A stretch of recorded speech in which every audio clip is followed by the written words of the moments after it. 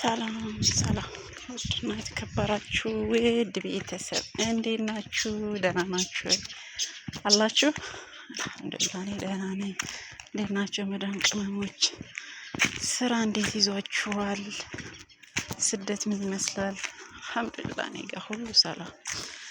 ስደት እንግዲህ የሰው ልጅ ጤና ኖሮት ከምንም በላይ ጤና ነው የሚያስፈልገው። ጤና ኖሮት የሚሰራ ከሆነ ደስ ይላል። ምክንያቱም በጣም ደስተኛ ሆነን እንሰራለን ማለት ነው። አንዳንድ እንከኖች እንኳን ቢኖሩ ያው በየቤቱ የተለያየ እንከኖች አሉ። ነገር ግን ያው ምን ይደረጋል እንግዲህ አንዴ ወተናል። ስደት ከፕሮሰሱ ጀምራችሁ እዚህ እስክትደርሱ ድረስ ይጨንቃል። አስባችሁታል? ከፓስፖርት ማውጣት እስከ መዳም ቤት ድረስ ማለት ነው። እንዲሁም ሀገር ላይ ያለን የሆነ እስከምንወጣ ድረስ ይጨንቀናል። በቃ መቼ ነው የምንሄደው የሚለው ነገር ያስጨንቀናል። ሆኖም ግን እዚህ መተን ያለውን ነገር ስናየው ግን በጣም የተገለባበጠ ነው ማለት ነው። ምንም የማይገናኝ ሰማይና ምድር የሆነ ማለት ነው። ብቻ አልሐምዱሊላህ እና በእንደዛም መልኩ ሆኖ መተን ውጤታማ መሆን ደግሞ ግድ ይለናል። ብዙዎቻችን ባለትዳሮች አለን፣ ገና ወጣት ልጆች አለን። ወጣትነታችን ደግሞ መጠቀም አለብን። ሰርተን ለቤተሰብ ብቻ ሳይሆን ለራሳችንም መሆን አለብን። ባለትዳሮች ደግሞ በቃ ሁሉንም ነገር በእቅድ አርገን ልጆች ለቀን ልንመጣ እንችላለን። ብዙ ነገር ሄደን ደግሞ ተመልሰን ስናየው ቤታችን ያለው ነገር ሁሉ ነገር ተገለባብጦ እንዳይጠብቀን እዚህ ሆነን መሰረታችንን ማሳመር ግድ ይለናል ውዶች። ያው እኔ እንግዲህ ዛሬ ቀን እንደዚህ በዚህ በረሃ እንደዚህ ነው የምጠብቀው። ጦጣዎች ምናምን ስለሚመጡ እነሱን ጠብቂ ይሉኛል። ያው እነሱ ልጁ ይሄዳል አይኖርም ዛሬ ቀን ማለት ነው። እና ያው እዛ ጋር ግመሎች አሉ። ያው በረሃውን ይዩት። ዛሬ እንግዲህ ውሎ በዚህ መልኩ ነው። ብቻ ይሁን እንግዲህ ለለውጥ ነው። ሙቀቱን ራሱ አልቻልኩትም እንዴት እንትን እንደምል ማለት ነው። አልቻልኩትም። ተከፈት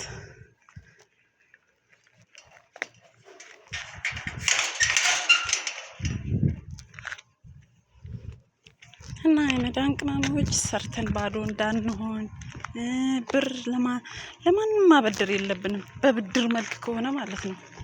እዚህ ሀገር ሆናችሁ ማለት ነው። እዚህ ሀገር ላለ ሰው ብታበድሩ ራሱ ማለት ነው የምትከዱት ነው የሚበልጠው። ሀቂቃ ስነግራችሁ ማለት ነው የምትከዱት ይበልጣል። ይከዷችኋል። በቃ እኔ በራሴ ስላየሁት ማለት ነው።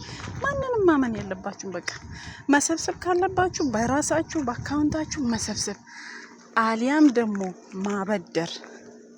ጓደኛዬ ናት ምንትሴ ቅብርጥሴ ላውላሂ አይነፋም። በቃ እንደዛ አይነት ነገር መኖር የለበትም። ብሩ ከፈለግሽ ማጠራቀም ከፈለግሽ እጅሽ ላይ አጠራቅም። እቁብ ተብሎ የሆነ ነገር ይባልና የቀጣይ ላንቺ ሰጥሻለሁ ይሄንን ወር ስጪኝ ይባልና መጨረሻ ላይ ግን ያኛው ሰው ብልጥ እናንተ ሞኝ ነው የምትደረጉት። አስባችሁታል? ስለዚህ የመዳን ቅመሞች ጥንቅቅ ብለን ቁጥብ ብለን ጊዜያችንን በስነ ስርዓት በአግባቡ ተጠቅመንበት ለቤተሰብ መርዳት ያለብንን ረድተን በሰላም ወደ ሀገራችን መመለስ አለብን ማለት ነው። ከፈጣሪ ጋር ፈጣሪ ጤና ሰጥቶን ማለት ነው። እዚህ ጋር ይታያችኋል እቺ ነገር እዚህ ጋር ማለት ነው። ያሁን ምንድነው የሚሉት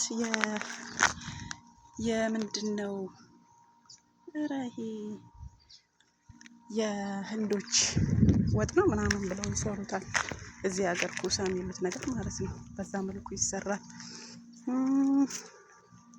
እዚህ ጋር ደግሞ መዝራአችን በዚህ በጣም ነው የሚያምረው። የምር ይሁት እዚህ ጋር አሁን ቃሪያው እንዴት አባቱ እንደሚያምር ማለት ነው።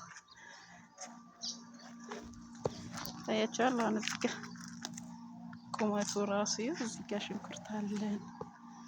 ሹፉ የምር አንዳንዴ ሀገር ቤትም እንድረሳ ነው የሚያደርገኝ እነዚህ ነገሮች ሳይ። ይኸው እዚህ ጋር ደግሞ እዩ የተለያየ ነገር ነው ያለው። ብርቱካን አለ። እቺ ደግሞ አረንጓዴዋን ነገር ታውቋታላችሁ መቼም። እቺ መኖ የሚሉት አለ አይደል እኛ ሀገር ላይ። እቺ ደግሞ ሌሞን ናት፣ ሎሚ ማለት ነው። ይኸውላችሁ እንግዲህ አስቡት እንግዲህ በ7 ሰዓት ከቀኑ 7 ሰዓት ነው አሁን በዚያ ሀገር ላይ እንደዚህ በፀሐይ መዞር አይከብድም? ወላሂ ይከብዳል። ሆኖ ግን ለለውጥ ነው፣ ምንም ማለት አይደለም። እንደዚህ ተቃጥዬ ሰርቼ እንደዚህ የላቡ ብዛት ማለት ነው ቢጃማዬ ከጀርባዬ ጋር ተጣብቋል ማለት ይቻላል። እንደዚህ ሆኜ ሰርቼ ታዲያ መባከን አለብኝ እንዴ? በፍጹም መባከን የለብኝም። ምክንያቱም እንደዚህ ተቃጥዬ እንደሰራሁት ነገ ገብቼ አገር ገብቼ ደስተኛ ሆኜ መኖር አለብኝ ከአላህ ጋር ማለት ነው። ፈጣሪያችሁን ይዛችሁ ሁላችሁም በምታምኑበት እምነት ፈጣሪያችሁን ይዛችሁ ስኬታማ ሆናችሁ አገራችሁ መግባት አለባችሁ ውዶች። ታያችኋል። እዛ ርቀት ላይ ደግሞ ግመሎች አሉ። ግመሎች እንኳን ዛሬ ከመጣ መጀመሪያ ነው ማያቸው። እና ውዶች አንድ ታሪክ ላጫውታችሁ። አሁን ብራችሁን ለሰው አትስጡ ያልኩበት ምክንያት ማለት ነው፣ አታበድሩ ያልኩበት ምክንያት፣ እኔ በጣም መወዳት ጓደኛ ነበረች፣ በጣም ማለት ነው። በቃ የሌለ ቦታ ነበረኝ ለሷ ማለት ነው። ለሷ ያለኝ ቦታ ለማንም የለኝም፣ ለማንም። ዛሬም ድረስ ውስጤ በቃ ማመን ያቃተው ነገር ቢኖር ማለት ነው፣ ግን እሷ እኔ ባመንኳት ልክ አልተገኘችም። ምን ልላችሁ ፈልጌ ነው፣ እንደዚሁ የ2 ወር ብር አበድሪኝ አለችኝ ማለት ነው። ከዛ በኋላ አላመናታሁም። ለዚህ ነው ለዛ ነው ሳለን ማለት ነው የ2 ወር ብር አንስቼ ሰጠኋት። አንስቼ ሰጥቻት ምን እንደተፈጠረ እንግዲህ አስቡት። ምን ትገምታላችሁ? እዚህ ጋር ያያችሁት የሀገራችን ቆርቆሮ ቤት፣ ይሄ ፍየሎች ቤት ነው። እና ወሬን አቋረጥኩኝ ማለት ነው። ግመሎች ይታያቸዋል እዛ ጋር አያቻቸው። እና ምን ልላችሁ ፈልጌ ነው፣ ጓደኛዬ የ2 ወር ብር ሰጠኋትና ከዛም በኋላ ሀገር ልትገባ ነበረ። ሀገር ላይ ብር አላት፣ እዚህ ሀገር የቆየች ናት። ከዛ ይቀማማላት ማለት ነው። እኔ ግን ከመጣው ገና አዲስ ነበር። እሷ እዚህ ሀገር ቆይታ ነበር። ከዛም በኋላ የ2 ወር ብር አንስቼ ሰጠኋትኝ። እሰጥሻለሁ ሀገር ላይ ያለችኝ፣ አንድ አካባቢም ነን። በቃ ትንሽ ማላመናታውን ብያቸዋለሁ። አንስቼ ሰጠኋት የ2 ወር ብር አንስቼ ሰጠኋት። ጊዜያቶች ተቆጠሩ፣ አመታቶች ተቆጠሩ። ተስፋ አልቆረጥኩኝም። እሷም ሀገር ከገባች በኋላ እኔም ተመልሼ በላዩ ሀገር ገባው። ሲሄድ ሁሉ ነገርኳት። ልመጣ ነው፣ ብሬን አዘጋጅልኝ፣ እኔ ልመጣ ነው ወደ ሀገር፣ በቃኝ። ስለዚህ እኔ ያንቺን ብር ተማምኜ ነው የምመጣው። 2000 ሪያል ነው ያንቺን ብር ተማምኜ ነው የምመጣው። ስለዚህ ብሬን አዘጋጅተሽ ጠብቂኝ ስላት ችግር የለም አለች። እሺ ብዬ ያንን ተማምኜ